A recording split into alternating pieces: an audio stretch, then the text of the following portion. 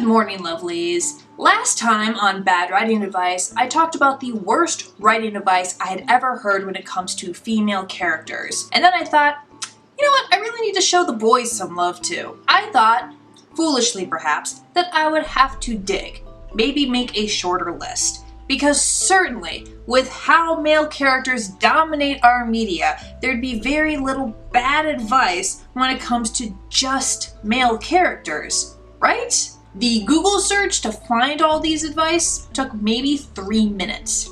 It's a new personal best. Here is the worst advice I've ever heard when it comes to writing male characters. Number 1, he must be overprotective, especially of women. That's the only reason these brutes exist in the world, is to keep those silly little girls out of trouble. This is one of those cases where fiction has greatly exaggerated real life. Because yes, by and large, men are raised to be protective, especially of women. And sometimes that's nice. Necessary, even. But not every man absorbs that lesson. Or they do, and they reject it. Now, these are usually written as villains, or at least anti-heroes and morally gray characters. Because being protective is seen as a heroic trait. So not having that is going to cause some moral friction with the readers. And I kind of agree with that, personally. But when a protagonist is given this trait, especially if they're a man, they're sometimes written as overprotective, and that this is not a problem. He'll follow his girlfriend around, often without her knowledge or consent, and the story will justify it by having her be in danger, as if stalking is not a very real, terrifying reality that a lot of women go through. Some stories have him even kidnap or cage the women for her protection, like that makes any kind of sense. And it's not framed as a horror movie. That isn't endearing. That is a major red flag of a domestic abuser. Number 2, to really ram home how much he loves the women in his life, he needs to not only be protective, but possessive. How else is the reader supposed to know that he cares if he's not controlling every facet of their lives and freaking out when they express their independence? I hate this one. Mostly because I see it in the romances written by women. Girls! Are you okay? Like the last one, we're basically romanticizing and glorifying abusive behavior. He triggers a screaming match with his girlfriend because she went out for drinks with her friends in the city and was 5 minutes late coming home.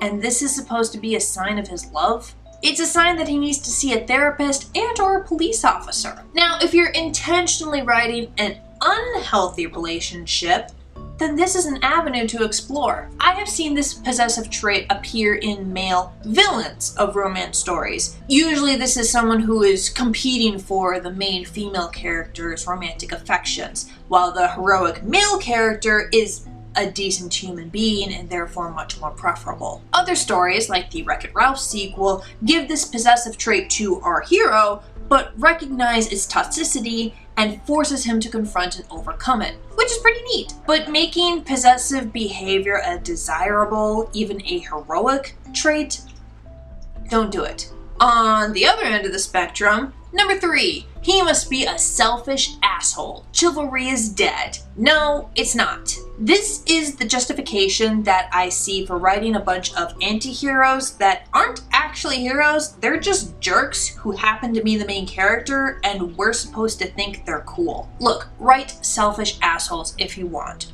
Write upstanding paragons with great morals if you want. Write everything in between. But don't think that you have to write your main male lead as a jerk because there are no good men out there. There are. They exist, I promise, and both men and women like them. Number 4, men aren't sensitive, so your male character should be completely emotionless and unable and unwilling to express or even understand any emotion other than anger. So, this is one of those things that really reflects what type of society we're living in. We, at least here in America, have a patriarchal society that specifically promotes stoicism, especially in men, to a ridiculous and hurtful degree. We are raised to believe that boys don't cry, that we need to man up, that we get to essentially treat men like they're blocks with no emotions because having emotions is girly. And this is why the suicide rate for men is 3 times that of women. So the whole men aren't sensitive thing is only true because we beat it out of our boys by the time they're 8. Some, especially strong, brave souls, manage to keep their gentle, sensitive nature, and that's becoming more common as the patriarchy breaks down and we're more open to talking about mental health. Yay! The idea that men don't have emotions or that they're muted is bullshit. They feel them. They're just not allowed to express all of them in a healthy manner in modern America without getting ridiculed. And you can totally change that if you're writing a science fiction or even a fantasy novel with a completely different society. The gender roles are anything you want them to be. If you're worried about your male readers not relating to your male characters when they have an emotion, don't be.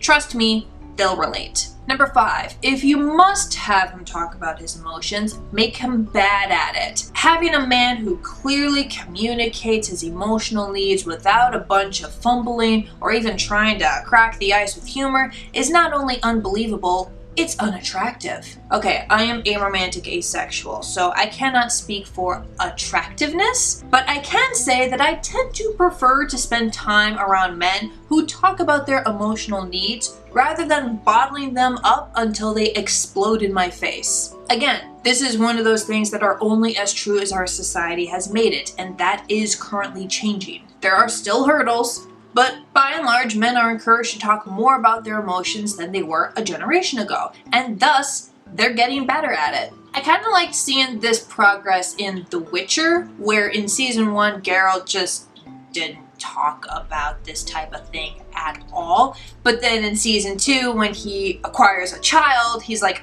oh shit, I have to be emotionally stable now and talk to her about this. And he gets better at it over the course of the season. And I really liked that. Like, he's still not great, but he's getting better. If you're worried that having an emotionally intelligent male character will make your book less likely to be picked up by agents and publishers, go watch Avatar: The Last Airbender. It regularly makes its boys talk about what they're feeling and even cry. Number 6, he must be totally confident, even arrogant. Men aren't insecure, and if they are, they never try to overcome or talk about their insecurities. Arrogance is a neat way to cloak insecurity, especially in a fictional character because you have that neat duality going on. Arrogance as a flaw without the insecurity also works, especially in men, especially in antagonists, and it's really fun to see that arrogance crumble as they finally run into a challenge that they can't face. But not every man is confident or arrogant, especially not in every facet of their lives. Insecure men exist. Shy men exist. Men get scared by a wide variety of things, and that's okay. And it is great to have that explored in fiction. Look, we all love that suave, cool, snarky action hero who struts into the scene and kicks ass. Alright, he's really fun to watch, I get it. But don't think that you have to write a character like that, or even a main character like that. Suave heroes really only work for certain stories, and that might not be yours. Number 7, he must be masculine. He needs a tough manly job, manly interests, and a manly attitude. Unless he's gay, obviously. He does not need any of those things. It's a real life stereotype that guys must like guy things unless they're gay, and that not liking those things makes you somehow less of a man. I honestly never understood that. Like, are there charts? Is it a percentage? Oh, did you hear that John likes arranging flowers? He just lost 23% manliness. And once again, American society is changing this. Just as women are slowly but surely being welcomed into traditionally masculine spheres, men are being welcomed into women's spheres. There's nothing wrong with traditionally masculine male characters. I write them, they're fun, they have their place in certain parts of my stories. There's also nothing wrong with male characters who have feminine traits. And it does not condemn your book to never being published. because my sci-fi novel Citadel comes out next year. The main character Olivia is a woman, but her best friend Riley is a man, yes he is straight, who I explicitly wrote to be against several male stereotypes. She is autistic and not great with emotions. He was written to compensate for that. So he is incredibly insensitive to everyone's emotional state, including his own. He is a pacifist and explicitly part of a religious group that promotes softer, gentler doctrine than their mainstream, militaristic, dogmatic society. His dream job is to be a nurse, for crying out loud. I mean, he is basically a cinnamon roll. And all of my readers so far love him. Just like in real life, men don't have to be masculine in order to be a man. Number 8, the leaders must all be men, especially if it's an uber masculine field like the military or science or politics. And you can't expect a male character to follow the leadership of a woman. Why not? Trick question. The answer is the patriarchy. Again, look, we automatically assume that men are more qualified to work traditionally masculine fields than women, regardless of their training, personalities, and skill set of the individuals. We've done studies. Companies in fields like car repair and tech will hire or promote men with average performance, or even little to no experience, over women with excellent performance and years of experience. Stories put men in leadership roles everywhere, be they major or minor characters, because we accept that. With the exception of Veep and Motherland, I don't think I've ever even heard of a story that has a fictional American president who just happens to be a woman rather than an older, straight white guy. But I mean, there is the fun thing that fiction likes to do here, and that's subverting this expectation. I mean, everywhere from Holes to the Stormlight Archive will have that scene with that specific character, usually some sort of leader, always in a masculine field, talked up by the other characters, and we're expecting a man, and there's a minor twist in that she's a woman. And while some stories overdo it, in others it's a nice little moment, and then they move on. This is the character, she's in charge, deal with it. I love it. But here's the weird thing. While girl bosses are supposed to empower women, the men under her command are often emasculated. They're seen as less of a man because they're following a woman's lead, even if she is demonstrably more powerful, intelligent, and or skilled than he is. And even if the main character is not ridiculed or weak or feminine in canon, fan reactions aren't great. Both to him and the girl boss, by the way. It's getting better, and the obvious sexism is being called out and is thus less common. But that is something to brace yourself for when you write women in charge of men. Number 9, if he is the lead character, he needs to be tall, muscled, and handsome. Make sure he is shirtless in at least one scene so that readers can get a good look, no matter how much this makes no sense within the context of the story. Look at that! Men get to be objectified too! Welcome to the club, boys! I've said this in writing advice videos pertaining to women, mostly because this kind of physical objectification is more common toward women than it is toward men, but I will say it here. Not every character has to be physically attractive, especially in a book where physical appearances mean almost nothing. Yes, obviously descriptions are a thing, but it's the characters themselves and their actions that we're invested in. Let men look average and succeed. Let women look average and succeed. None of us need to be beauty stars or plastic surgery buffs to stop an alien invasion or survive the zombie apocalypse or whatever it is that your story is about. And number 10, everyone knows that men are obsessed with sex, so your male characters need to be constantly chasing tail. You can give them a break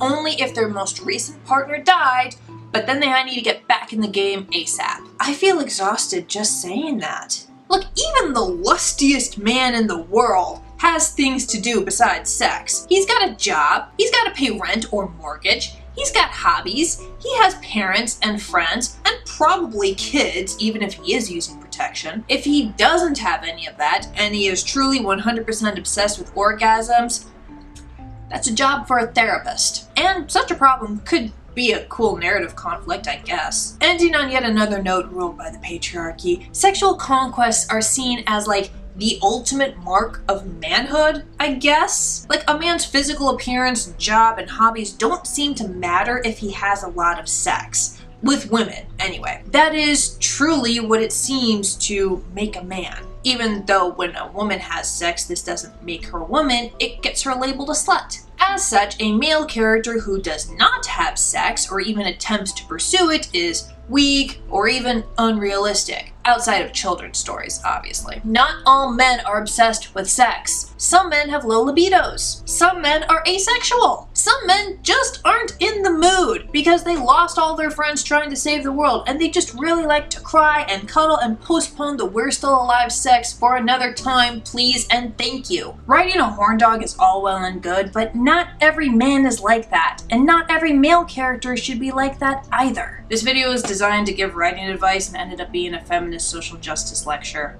Oops. Tell me the worst advice that you have ever heard when it comes to writing male characters in the comments, and check out my other playlists both on good writing advice and bad. I will see you next time. Bye, lovelies.